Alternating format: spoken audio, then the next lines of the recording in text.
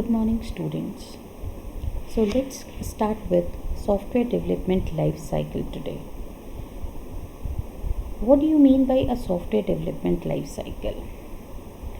Software development life cycle is a process used by the software industry to design, develop and test high quality software. In simple terms, I can say it represents the entire life cycle of a software, starting from the very first phase till the end, right? Now we have divided this entire life cycle into 7 distinct phases because we have 7 different functionalities. Based on that, we have identified these phases. They have a dedicated task to perform, right? And one after the other, the tasks are being carried forward, right? The output of one acts as an input to the next in a sequence. These activities are being carried out and the software is developed and then deployed to the customer. Now, what is the major aim of software development life cycle? The aim is to produce a high quality software which is going to meet all the users' expectation, whether it is related to functional or non-functional requirement. What sort of requirements are there? All must be fulfilled by the system which is under development, and it must be completed within the given time and cost. So ultimate aim is a high quality software implementing all the users' requirement and must be developed within the given constraints of time and cost. Now this SDLC consists of detailed plan which explain how to plan, build and maintain specific software. Right? It's not only the development phases, we do have planning part also where we used to plan and then continuously monitor it. Those activities are known as SPM activities, software project management activity, which act as an umbrella activity of SDLC. We will be doing SPM activities in the 5th unit in detail. Now every phase of SDLC life cycle has its own process and deliverables.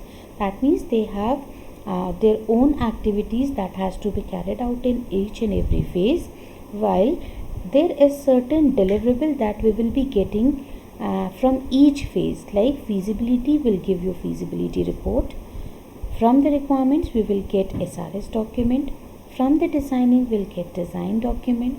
From the coding we'll get source code. From the testing we'll get test and error report.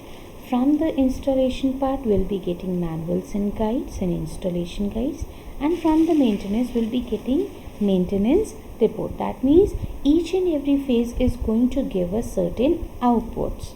Now, okay, fine, SDLC is a software development life cycle. It is also known as software development process. Now, what exactly is SDLC? It is a framework defining tasks performed at each step in the software development process. So, it is going to tell us the task which is being carried out in each and every step. Now, why we must follow this SDLC? What is the basic, you can say the advantage of following this SDLC? Roughly we know it helps us in giving us a high quality software within the given constraint, but yes, we do have certain detailed advantage also, descriptive advantage, like it offers a basis for project planning, scheduling and estimation. These are SPM activities. It provides a framework for a standard set of activities and deliverables. Okay, it is a framework.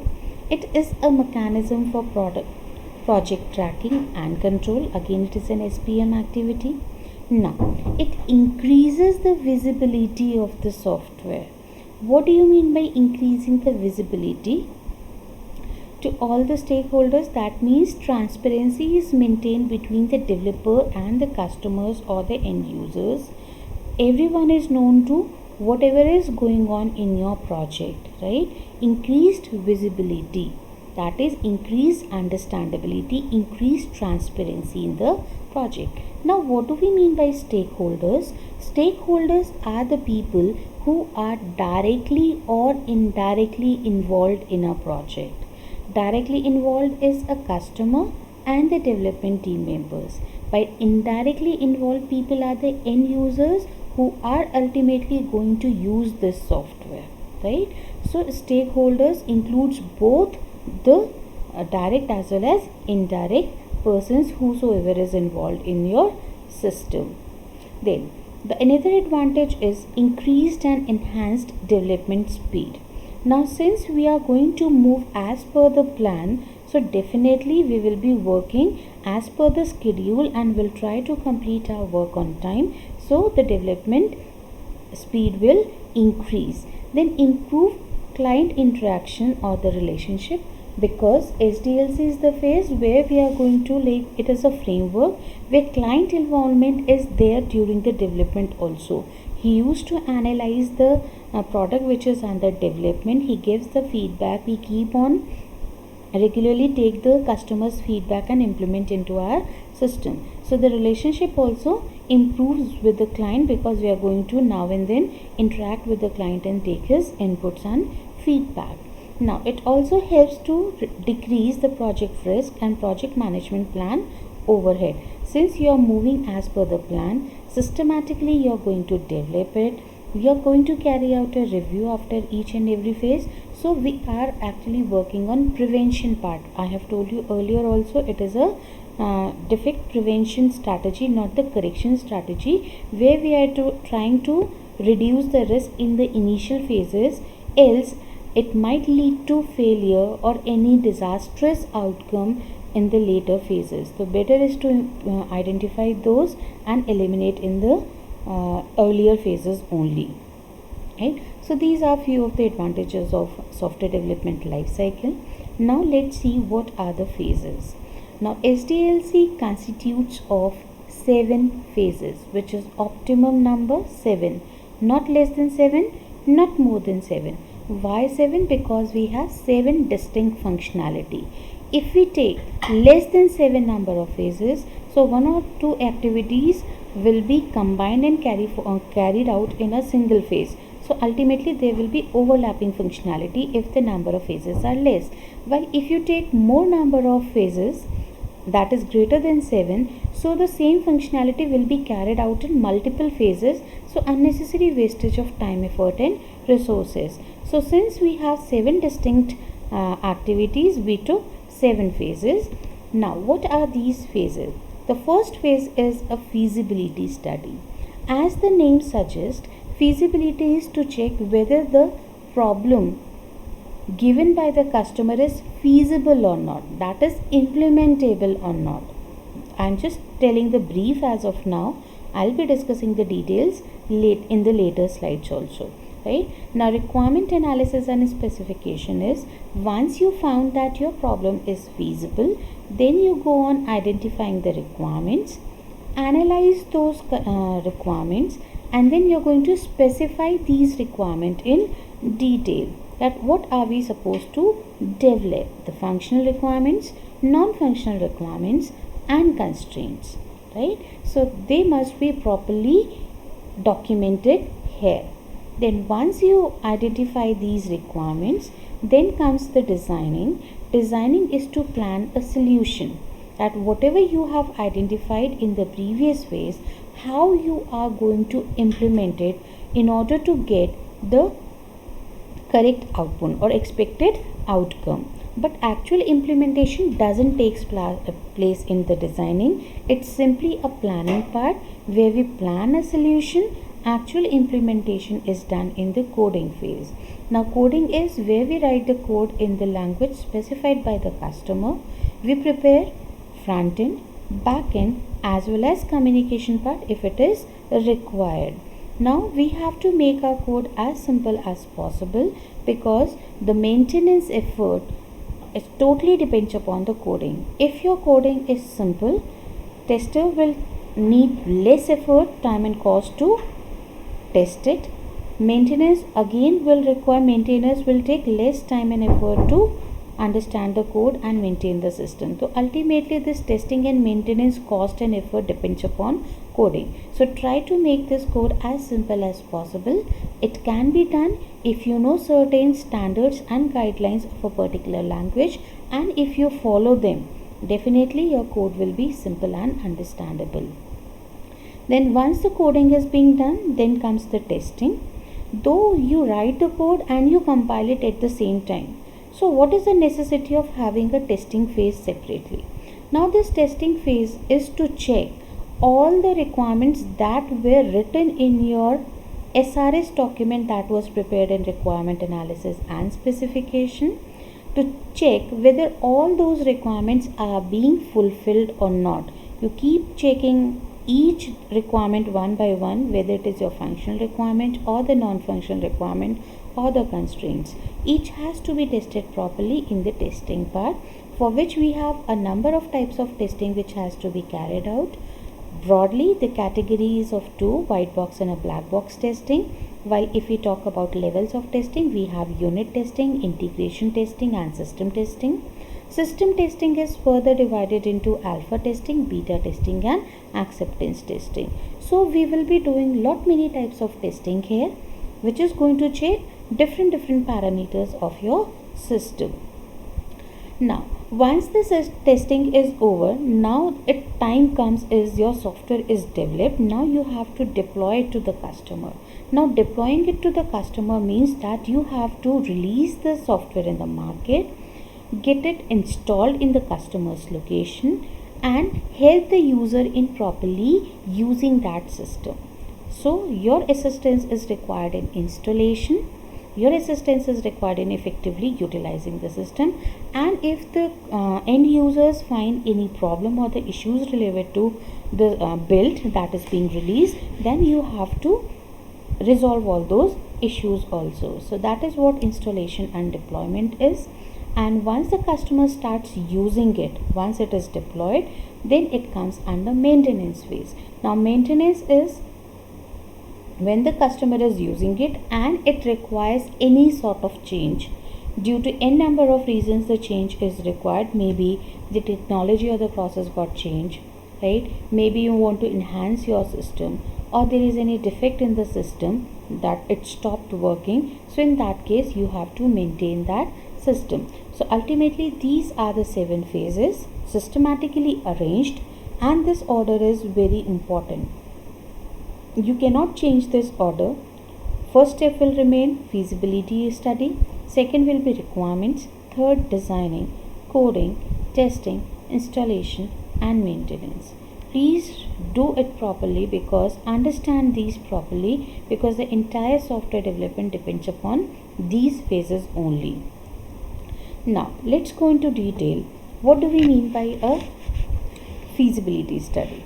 So the aim of feasibility is to determine whether the developing product is financially worthwhile and technically feasible. The two parameters are very important. That means technically it is feasible or not, whatever technical constraints the customer has given. Are we able to develop in those technical constraints? What do you mean by your technical constraints or the requirements? Like customer said, I want a working software in Java and DB2. So we'll check, are we able to develop it in this, right? Or if he has given certain hardware constraint, so will the software work on that hardware configuration that the customer has given? So technically you have to check all these things. Then finance is most important. You have to check your pocket, right? Financially you have to check whether are we able to develop it in the given cost or not. So that is also important. And finally what we are actually checking is whether it is implementable in the given constraints. Other than finance and technical, we have other reasons also. Based on that we say we have different types of feasibility. So the first one we say economic or financial or cost feasibility, where we check whether are we able to develop the project within the given budget or not. Legal feasibility is, can we handle this project as cyber law and other regulatory frameworks or our compliances? So legally also it must be feasible. Operational feasibility is, can we create operations which is expected by the client? That means it is going to operate as expectation. Technical feasibility is to check whether the current computer system can support the software. Right? And schedule is deciding that the project can be completed within the given schedule or not. So based on these 5 parameters, we check its feasibility, cost, legal, operational, technical, and time feasibility, right? So these are the basic reasons to check for feasibility. Now what are the other activities? Once you find that the problem is feasible, the second activity is have a better understanding of the problem. Try to understand the problem in much detail, interact with the customer, and get the proper details or his expectation from the system. Once you understand the problem, formulate different solution strategies. It means that once the problem statement is clear, now identify what are different possible ways through which you can develop it, right? So formulate the solution strategy. Then identify and examine the alternate solution. Now what does it mean? Say if you're supposed to write a code in C, you can write it using a simple construct. You can also write it using functions. You can also do it with the help of pointers. You can also do it with the help of the structures. That means multiple ways are there to write the code for a same problem. Similarly, we are saying if you are supposed to develop a software, there are multiple ways to develop that software. So the feasibility says identified all those possible ways, analyze them, which one is a better one, and then finally select the one which is the best solution as per the requirement and the constraints. So this is what is said here: identify and examine alternate solution, determine which solution is the best in terms of time, cost, technical feasibility and all those, identify the best way, and then finally whatever you have identified here, prepare a report, that is feasibility report, and summarize all your findings there. So this is just a brief of feasibility study. This is what the aim. These are the activities need to be carried out, and finally you prepare a report. These are the types of feasibility.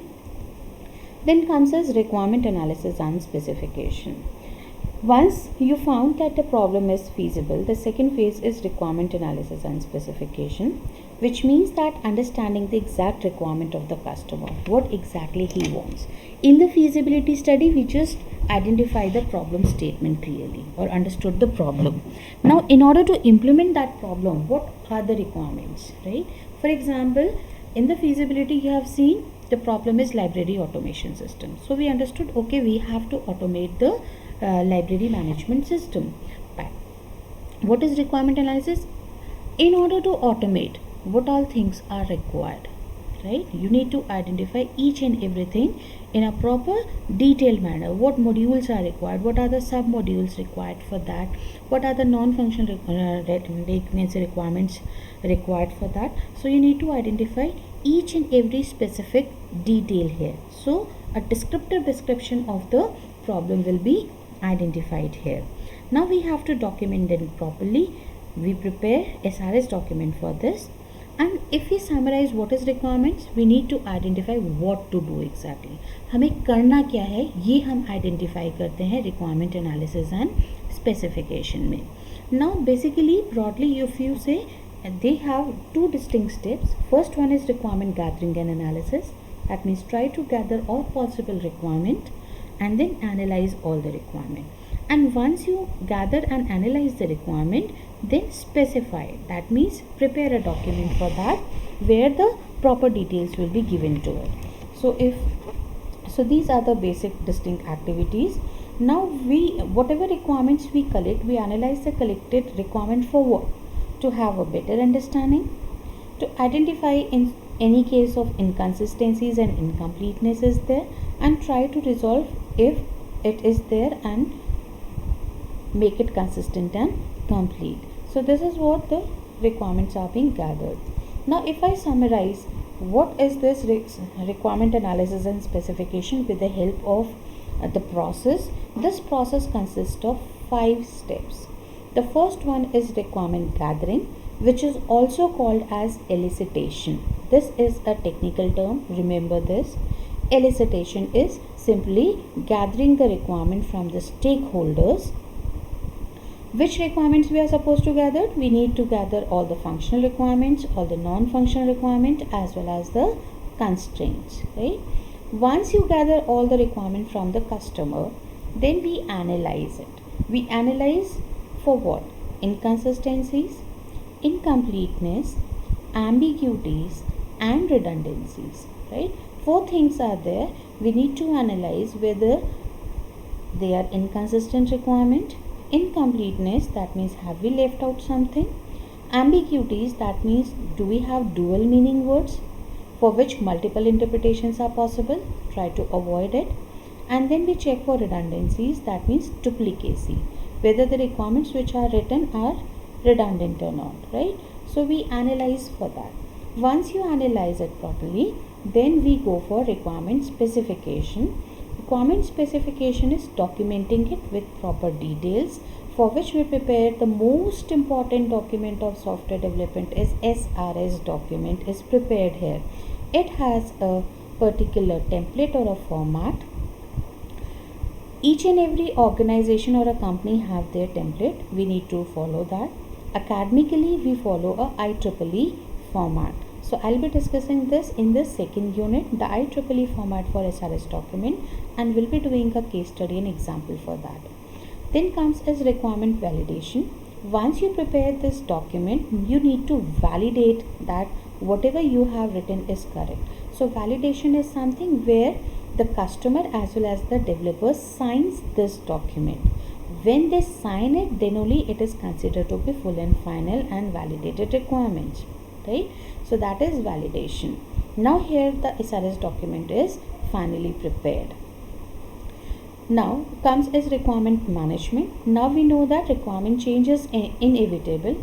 Changes will definitely come in your software, maybe during the requirement phase only, maybe during the development, or once you deploy it to the customer, then also change could come. So anytime any changes come, you have to reflect those changes in this SRS document. So we are talking about that if any change come, how you are going to manage those changes and update it in your SRS document.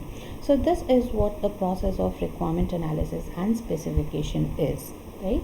So once this is done, your document is prepared, SRS document. Next phase is your designing phase. Designing phase is simply planning a solution. Whatever you have identified in the requirement phase, you will identify how to implement them, right? Not the actual implementation, हम कैसे implement करेंगे वो हमें plan करना है, right? So that is planning a solution, and this is done with the help of the diagrams. We prepare several diagrams with different viewpoints. Now what exactly designing do is, whatever you have identified in the requirement phase, it converts it into a form suitable for implementation in some programming language. That means you get an intermediary form between the requirements and the coding. Like you get a problem statement in your lab, right? What you do is you prepare a flow chart, you prepare an algorithm, and then you write the code. This is what the designing is, the flow chart part, right? You're converting your problem into a flow chart which represents the step-by-step activities which is going to convert your input into required output. Then you write an algorithm, that is also a part of designing. Once this flow chart and the algorithm is written, now finally you can code it directly. From the requirements, you cannot write the code directly. You need this intermediary step which is provided by this designing. Now the system and the software design documents are prepared as per the requirement specification document. So finally what we do, we prepare the design documents here, right? Now there are broadly two types of design, a high level design and a low level design. High level design is also known as a system design, while low level design is also known as a detailed design. So when I'm saying that there is two types of designing, I mean is by default according to functional oriented approach, it is of two types, right? So when we are saying simple design, we mean always is a functional oriented approach, and the other approach is an object oriented approach. So we'll be doing these two in detail in the design phase, that is your third unit. But broadly we'll see high level design is where we are going to overall plan of the system is prepared in the high level design, while in the low level design we design the components also, right? So the detailed components needs to be properly designed here. Then comes is your coding phase. Coding phase is something where the entire system is actually implemented here. We write the code in the language which is specified by the customer, right? Now the task is divided into several team members by giving them different unit to code, and finally we integrate them together. Now it is the longest phase of software development life cycle. It takes too much of time to actually code it. Now what I have told you earlier is developer need to follow certain predefined coding standards and guidelines in order to make your code structured, easily understandable, right? And everyone can work on it with less effort and time, because maintainers and testers have to work upon. Now the coders, what they need to know is they must know how to use certain programming tools like compiler, interpreter, debugger, and certain code generation tools, with the help of which you can easily get this code. So once your coding is over, where you have developed both your front end and a back end, next comes is testing. Now the question arises is, once you have written the code, you compile it then and there itself. That means you are checking for the error, and errors are being eliminated in the code. Then what for we are having a separate testing phase? Okay. In the coding, we have identified which type of errors. The coding errors. Coding error I mean is syntax and semantic errors. But we haven't checked whether all the users' requirement that we have identified in the SRS document are fulfilled or not. We are simply checking for the error here in the code, right? Syntax or semantic error.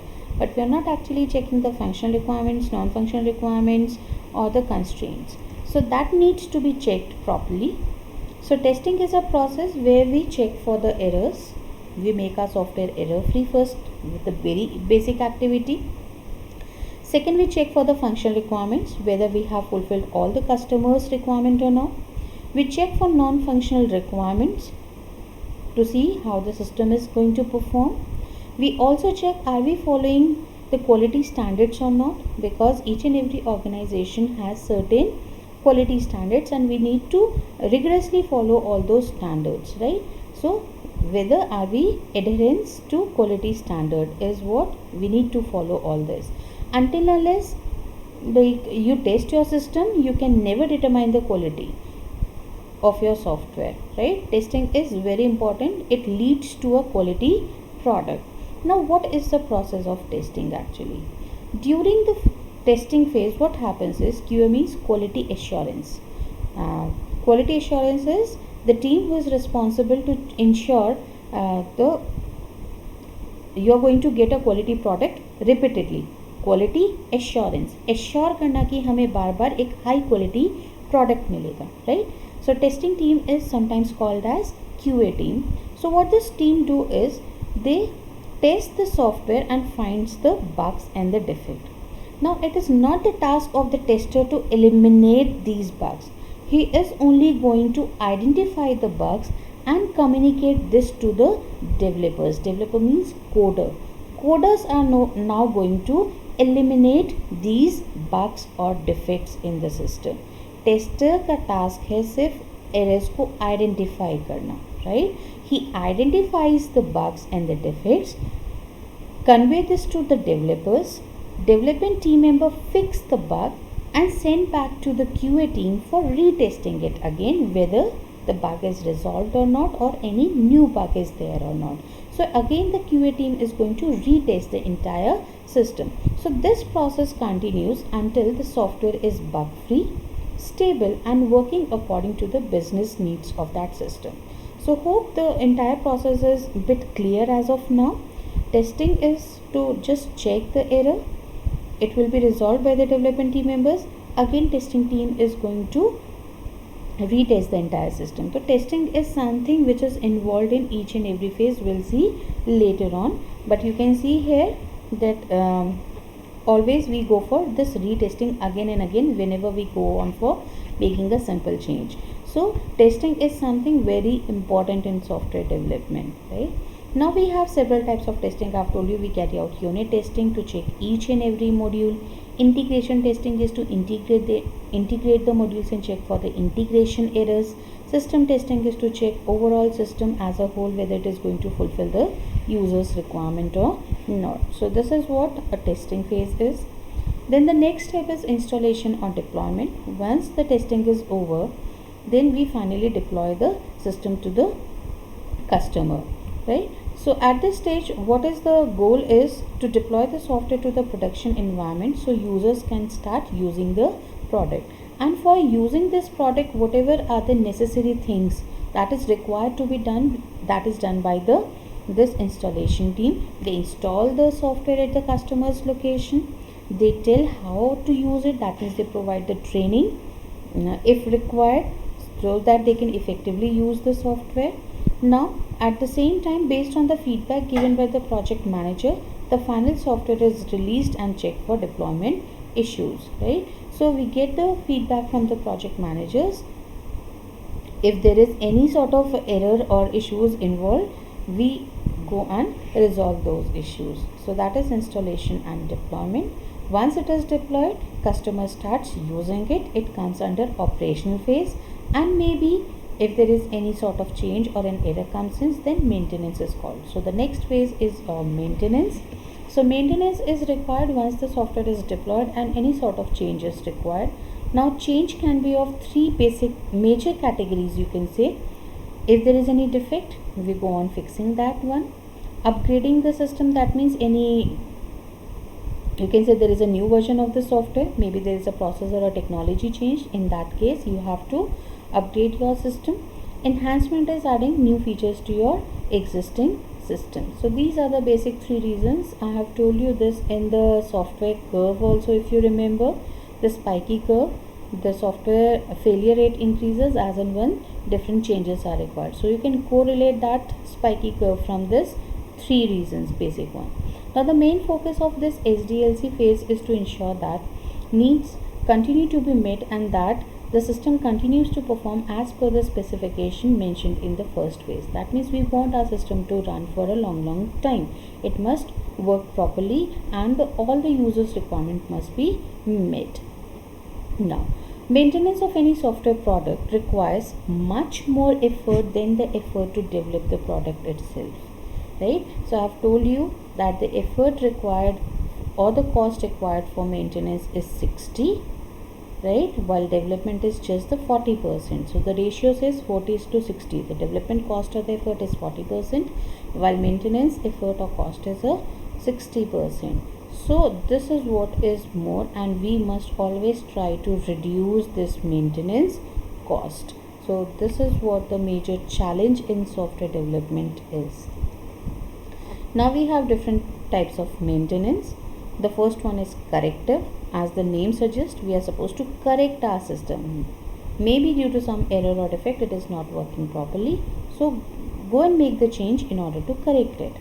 The second one is a perfective maintenance. That means you have a system in place but you want to make it more perfect by adding new features to your system. So improve the implementation or enhance functionalities. That is perfective maintenance. Then adaptive maintenance is where something got changed, maybe the process or the technology or the hardware or any tool or software might got changed. So your system stopped working. So you're not going to make a new software for that. Again, it will take years to develop it. Better is make certain changes in your software and adapt to the change in the environment, whatever is the change, right? So that is, for example, to a new computer or a new operating system, you can make your application work on multiple platforms, just making few changes to it. That is adaptive. And the last one is a preventive maintenance. Preventive maintenance is something, we know that ultimate life of a software is it gets deteriorated. If you remember that spiky curve, that means deteriorated means obsolete. So our aim in preventive maintenance is to stop or prevent our system from getting obsolete by making regular changes to our existing system only. So this is briefly what is SDLC. The phases, I have roughly discussed all the phases, right? But yes, We have lot more things to discuss on this SDLC. We'll do it in the subject is so lengthy that we have so much of detail to study in this. We'll be doing it in the regular and further classes. So till that time, go through it properly. If you find any difficulty at any point, please do let me know, either in the discussion class or through messages, right? I'll respond as far as possible. Thank you all.